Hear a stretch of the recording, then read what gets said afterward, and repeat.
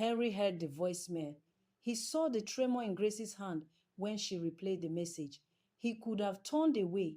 He could have used the uncovering as proof that this life was too complicated. He could have folded and left the photograph, the children, and the memory of his own heartbreak behind. Instead, Henry did something Grace had not expected. He folded the voicemail into his pocket like a match ready to strike. There was no grand speech.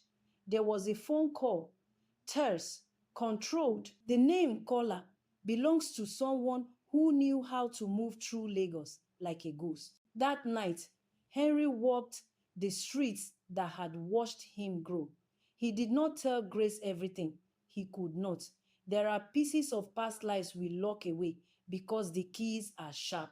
But the truth that slipped out when it did was a different kind of shock. It's not only your past, Grace, he said quietly in the dark kitchen later.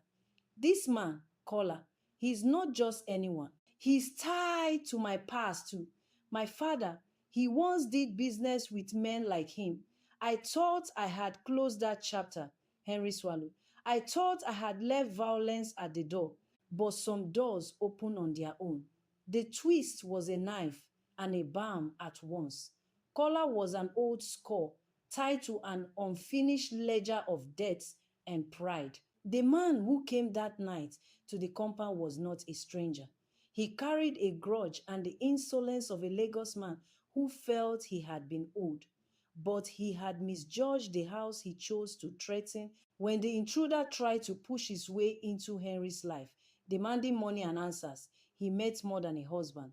He met a man who had been forged in harder fires than anyone in Grace's life. Henry stood between Grace's children and the shouting stranger. In the scuffle that followed, when words failed, hands and resolve spoke instead. They fought not because Henry had a need for proving strength, but because forgiveness had become action.